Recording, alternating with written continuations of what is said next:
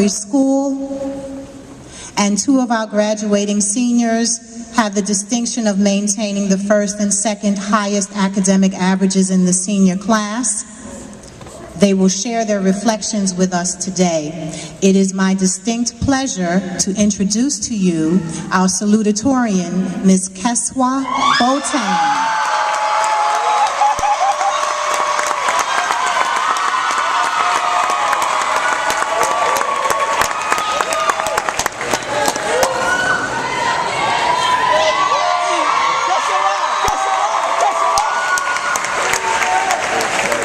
Good morning.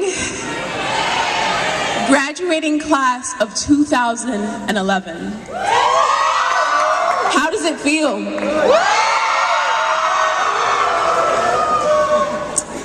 I don't think it would be fair of me to stand here and feed you cliche motivational lines you've all heard before.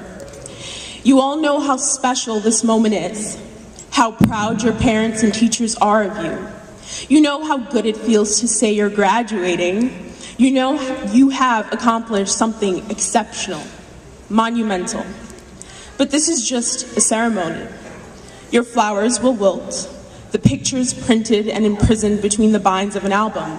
This rented space won't hold the remnants of our glory, and your imperfect memory won't safekeep every millisecond of the event. With this knowledge, I stand here today hoping the message I have to deliver will remain with you for as long as necessary. My mother is a single mother. My skin is black. My wants are great, but life's boundaries are greater. I am a woman.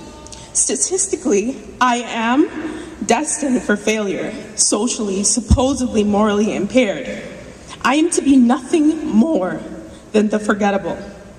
Through the world's eyes, I had no reason to tap into the ultimate me. I had no reason to push myself or challenge myself. I had no reason to hold myself to high standards, and neither did any of you. But I did, you did, and we will continue to. Not because of some magnificent desire to conquer everything we touch, but simply and quite frankly, because, in my mom's own words, life is like this. We have to live each year fully, never give ourselves a chance to look back and wish we had done differently. Know what is important and what's not. I have come to the realization as a student that life is not a state of mere consciousness, but a state of unending betterment. Life is not actually life until you are doing everything within your own power to be, to see, to breathe, to know a better you.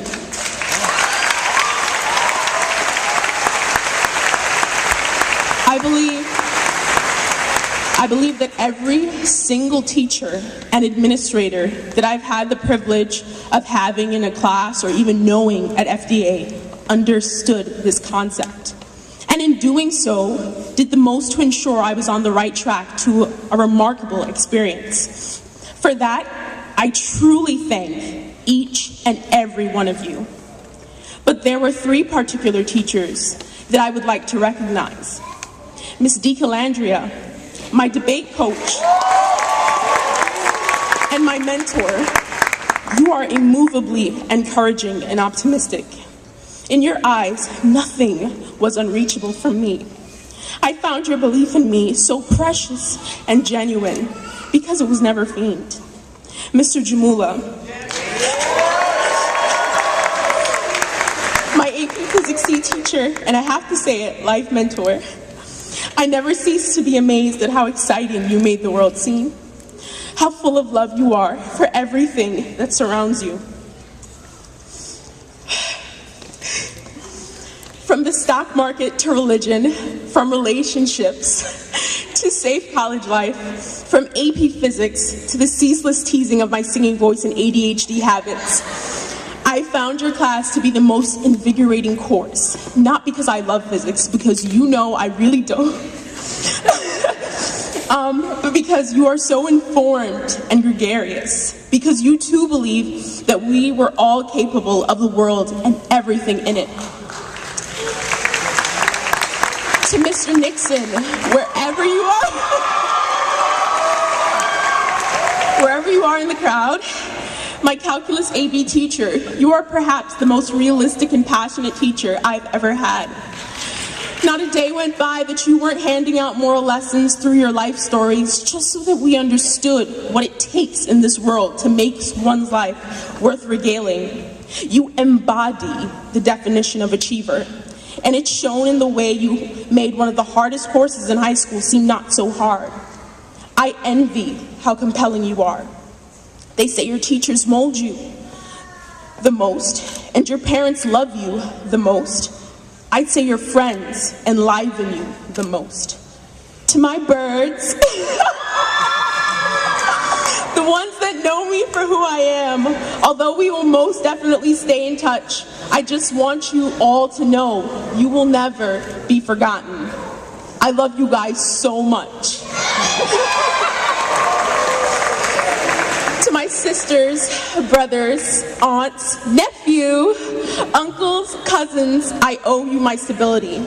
I don't think there is anything more important than a closely knit family when it comes to being well-grounded. And if we are anything, we are close. Mom, you've always been honest with me. You never pried, and you never gave in. You have always been the strong, irreplaceable role model I needed.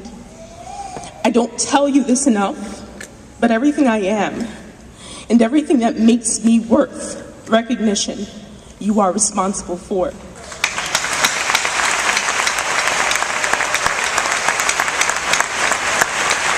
In your sternness, there was always just enough compromise, and in your seriousness, always enough humor.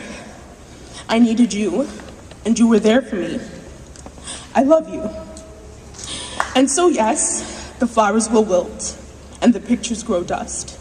And yes, this place will be empty by 12, but none of it matters if we all leave here today knowing that class of 2011, life awaits us when this ends, in its purest, most beautiful, and tangible form. Betterment is a result of justifiable yearning, a craving for the unforgettable, a longing for full potential. Remember this, class of 2011, and you'll never get the chance to look back and regret. Congratulations, class of 2011.